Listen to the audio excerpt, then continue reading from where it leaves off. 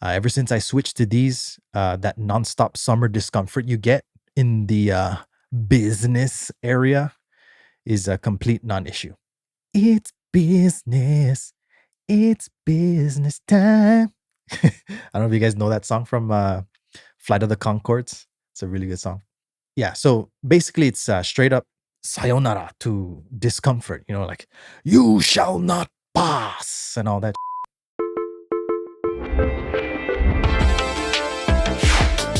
Excuse me, Masen.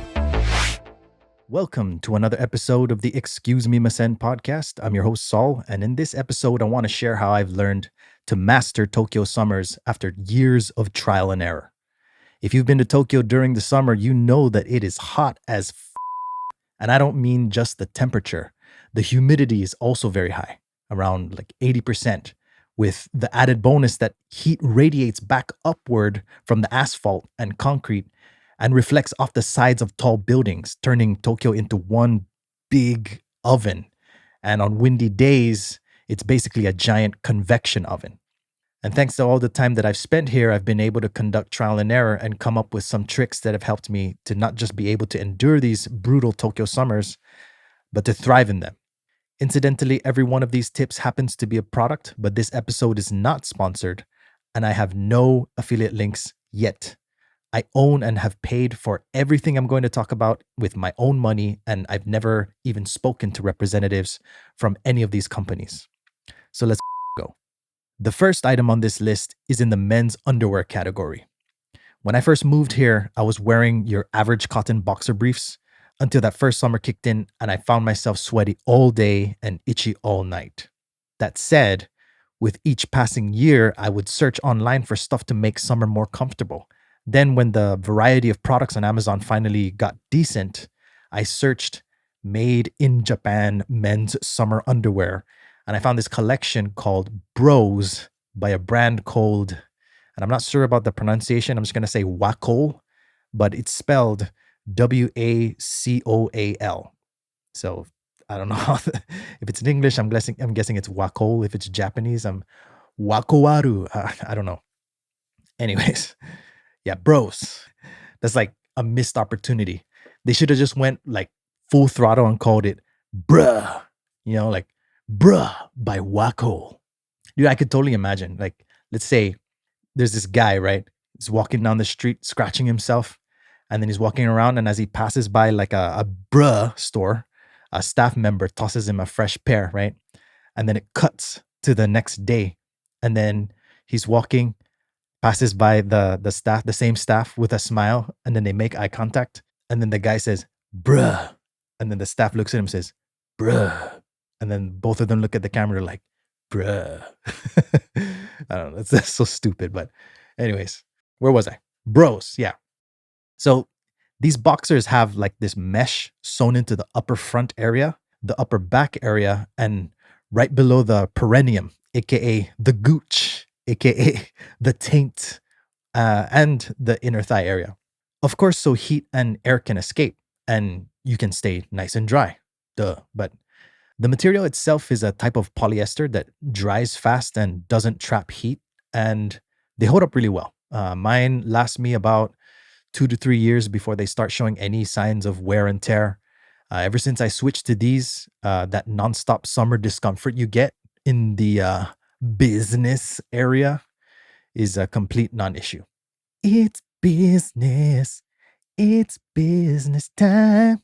I don't know if you guys know that song from Flight of the Conchords. It's a really good song. Yeah, so basically it's straight up sayonara to discomfort, like you shall not pass and all that. Anyways, so yeah, I definitely recommend these. They do have some products made in Japan, but the specific product I'm referring to is labeled as being made in Thailand. And there is an asterisk because their website says the country of origin is subject to change based on product demands. So you might get some made in Vietnam or you maybe even Japan if you're lucky. But yeah, moving on. So the next item on the list is in the men's shorts category. Back in the day, I was wearing cotton shorts, mostly from brands like, Gap, Billabong, Volcom, Oakley, mostly like surf stuff because I happen to come from a tropical island. But yeah, they're made from sturdy materials. I actually got married in a pair of O'Neill shorts that I still wear to this day after 16 years. But I digress. Wearing cotton shorts in Tokyo summer heat, thigh sweat can build up so much that it soaks right through the fabric. And like, for example, in my case, like my pants would just get drenched, like they would get heavy, sticky, and straight up uncomfortable, especially when I walk into like a nice cold kombini, right? Like just imagine, right? You walk into a 7-Eleven and your pants are soaking wet, right? You're minding your own business, but as you walk, you're making that wet chafing noise like I don't know how to do it well. But then all the ladies are just like, ew, gross, get away. Like shout out to Dave Chappelle. If you stay outside like that for long enough, you eventually stink like a and cue the sommeliers where they're like, do I detect notes of public toilet with a hint of cumin? Anyways. And then just this year, I saw that Uniqlo now has these shorts that are made with like a board short type of material, but the design is more like regular shorts. I'm actually wearing them right now, but you can't see them. But the specific one that I'm talking about, it has these internal cargo pockets lined with mesh. And of course, they dry super fast. I took them to the pool recently. They were dried within like 30 minutes of just walking around outside. But you combine those or these with the Bros boxer briefs, and even on those like 100-degree, 80% humidity days, those ones become tolerable. I mean, it gives me the same vibes as that Tom Cruise movie where he's in the car singing and he's like, yeah, I'm free, free fall. Anywho, people assume I'm used to the heat because I'm from Saipan, which of course is true, but Tokyo heat is different. It hits you from every direction. Unlike Saipan, where the heat, it rises and escapes into the ocean. But Tokyo's heat gets trapped between the concrete, the steel, the glass, and all that asphalt. 2023 and 2024 were the worst for me. And this year I actually contemplated like not producing episodes in the summer because it's just too hot. And even you can tell probably if you've been following the show, like I've released barely any episodes this summer because of that fact. And this room actually is designed in a way where you can't install air conditioning in here. So I did some brainstorming for products or methods that could allow me to like record episodes comfortably in the heat so I could continue. And that's when I remembered that Scoey's a construction worker and they have to wear clothes that cover their entire bodies. But the special thing about their clothes, especially the summer ones, is that they have fans built into the shirts. So I did a bunch of research and I picked up Burtle, Burtle branded one, which I've mentioned in a previous episode. And it has the fans built into the back, or more like you buy the fans and then you can install them into the back. And they circulate air throughout the shirt. And they use your own sweat to cool you down, as it evaporates. I specifically went with the Burtle one because the fans are brushless, meaning that they're relatively quiet compared to like the other brands that are out there. If you're walking by, you can probably see construction workers and sometimes like even the Uber driver guys on the bicycles, they're wearing them and they're like crazy loud. But the ones that are made by Burtle, they're made in Japan by the brand Kyocera. And yes, that's the brand that used to make cell phones. Do they still make phones? Maybe they still do. I don't know. But the design that I bought also has a mesh pocket in the upper back where you can slide in like this reusable frozen gel pack to drop the temperature even further. So I watched a video where the Burtle staff like actually featured a YouTuber. They let him try it on and stuff like that. And they said that it can drop the temperature inside of your shirt by 9 degrees and then put that cooling gel pack in there and it'll take it down like another 1 or 2 degrees. I don't know, I haven't tried it yet, but I plan to. The official Burtle ones were like 660 yen a pop, tax included, as of the last time I checked at least.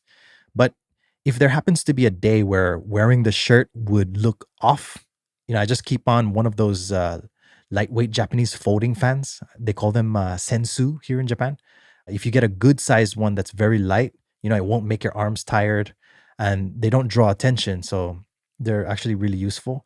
I like to use those and combine them with the next item on this list, which is the the U-shaped cooling rings that you wear around your neck.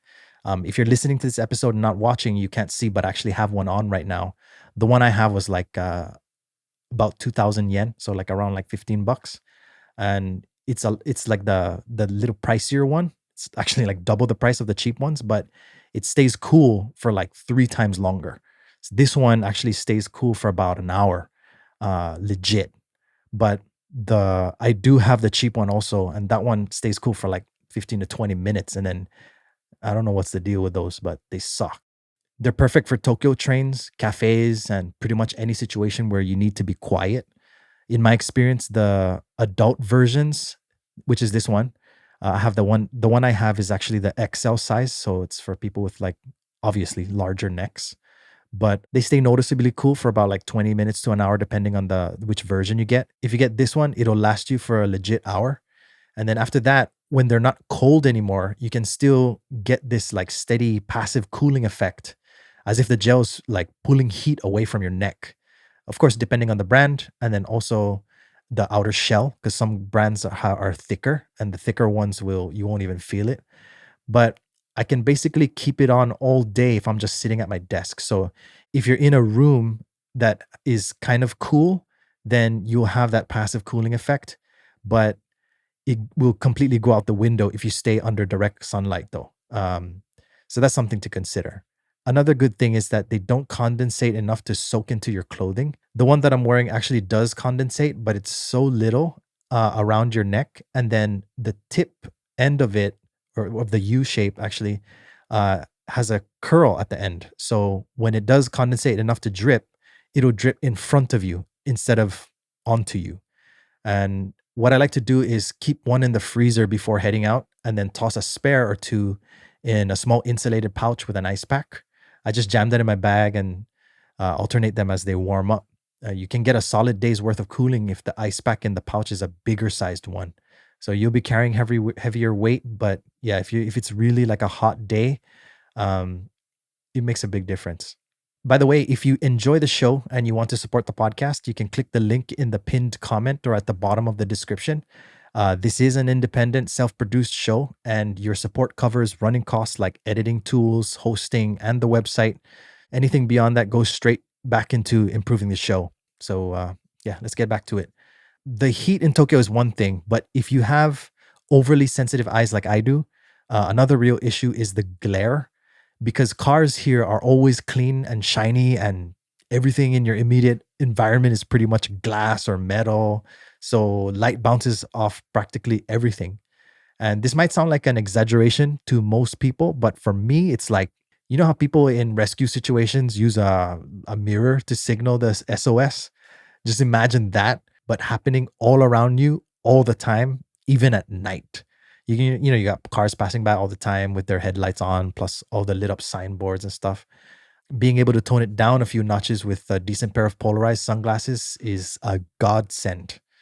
Especially if you have like a migraine or God forbid a hangover, right? Which, let's be honest, you're likely going to get if you come here on vacation. I always keep a pair of polarized Ray-Bans, like the ones that I always wear on the show, in my bag, or I just keep them on until I get home. A comfortable cap also keeps the sunlight from creeping in above the sunglasses. I know these aren't Japan specific products, but you definitely don't want to sleep on these because they can really come in handy if you have sensitive eyes or you're in a situation where you got a bad headache or something like that. So we've covered the summer heat and the glare, but the rain during the rainy season portion of summer is another problem entirely. When I first came here, I got caught in a few sudden downpours while, for example, biking and walking home, which reminds me, last summer, my family and I went to the park here in Kasai that I've mentioned multiple times on the show. It's called Kasai Rinkai Park. But anyways, we were riding our bikes home when it suddenly went from sunny to like monsoon level rain, like heavy raindrops just showering down on you like, like it's crazy. And one of my daughters started crying. So we pulled over to the side and asked her what was wrong. And she goes, I'm scared because the world is going to flood and wash us all away. And My wife and I, we just started laughing and reassured her, that's not gonna happen. But should a disaster like that ever happen, we wouldn't let anything happen to her. So, and she calmed down after that. But back to what I was saying. I've been caught in enough of these sudden spring and summer downpours, or squalls, as Japanese people call them, that I always carry either a Pelican style waterproof hard case or a weather resistant backpack with waterproof zippers or weather resistant zippers. I like to carry my camera with me whenever I step outside. So these types of products just give me that extra peace of mind. If you don't know of any good brands yet, there's Pelican and Nanuk, which I believe is a Canadian brand, Pelican being American. And they're the best cases I've ever used. And as far as bags are concerned, for me, Peak Design makes good camera gear. I mean, like camera bags and stuff like that. And if you want to go Japanese, Hakuba actually has some really good stuff available as well. Or you could get those the bag inserts for your camera, and you can put them in like any bag. Those ones Hakuba also makes. And since we're on the topic of water, I've always had sweaty feet, and when I first came to Japan, I was wearing regular cotton socks, like most human beings. But during Tokyo summer, for me, that meant that the space between your toes, the like webbing area, that part would always sweat like crazy, and my shoes would end up getting wet inside and smell nasty. And I actually explained this to one of my adult students who recommended I try this thing called Gohon Yubi Kutsushita, aka what was translated as five toe socks at the time, but is now known as just toe socks. The kind where the sock material actually wraps around each one of your toes. Anyways, I picked up a few pairs at Uniqlo, and ever since then, I can't go back to the regular socks. These ones from Uniqlo, they keep your toes dry by allowing airflow between the webbing area, which obviously means less sweat. And thus, your shoes will be so fresh and so clean, clean. But I don't know if you get that reference, but yeah, now I wear them all year. I just switched to the winter version when it gets cold. They have the thermal ones. Yeah. By the way, high five to you if you understand and enjoy my references. You're my kind of people. I think most of my references are from like American pop culture during like the late 90s and early 2000s. So yeah, haitachi, as they say in Japan. High five to everybody else. But yeah, so jumping back to the heat issue, I used to just wear average cotton shirts, the ones that just look cool or have something funny written on them, Supreme or whatever. But around 2018, the heat started getting pretty unbearable here in Tokyo. So I started wearing tank tops, and that helped. But in situations where I felt like it's too casual to wear a tank top for that situation, of course, I had to find something better, right? So I used to wear these Gymshark seamless shirts, which have been the most comfortable to me, even to this day. But after the yen like pretty much crashed, the prices make it like it's just not worth it anymore if you happen to get paid in Japan, right? Because those shirts are like 35 to 45 bucks a pop, and then consider the yen rate, you're paying like the equivalent of what could be around like 60 to $70 per shirt, and then with shipping maybe 80, if you're getting paid here, right? If yen were to be $1 to 100 yen. Yeah, that's when I started searching for something that was both affordable and could wick sweat, dry fast, not stretch out, and still look pretty good.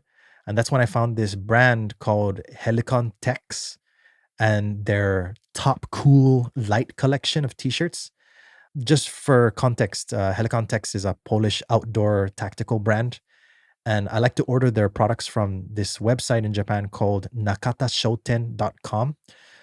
They have the better prices versus Amazon.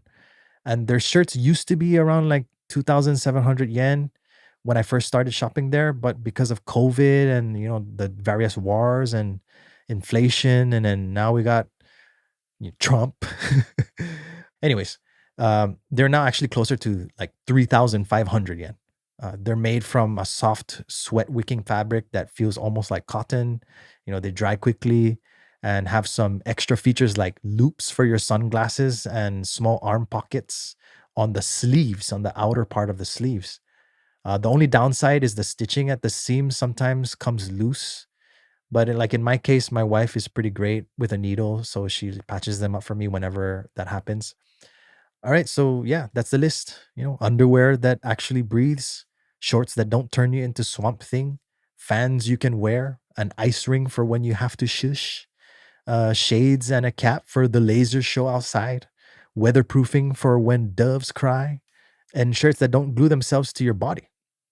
Tokyo Summer is still Tokyo Summer, but with this setup, you're at least not auditioning to be a rotisserie chicken every time you leave the house. If you try anything from this list, tell me what worked for you. And if you got a hack I missed, please let me know. I'm always down to test stuff that makes life here less melty. I'll drop product names below and in the blog. Still not sponsored. No affiliate links yet. Brands, if you're listening, bruh. If you enjoyed the episode and want some more, click, click, click in all the right places so the algorithm sends this show to the right people, which are likely to be peeps living in Japan or planning to be here during the heat. And if you want to say hi or put me onto something new, hit me up on Instagram at xqs_podcast or use the contact form on the site at www.xqspodcast.com. Stay cool, drink some water, stretch your hips, and don't be that person stinking up the train because you ignored everything I've said in this episode. I'm Saul. This is the Excuse Me Masen podcast. Until next time, excuse me, Masen. See ya.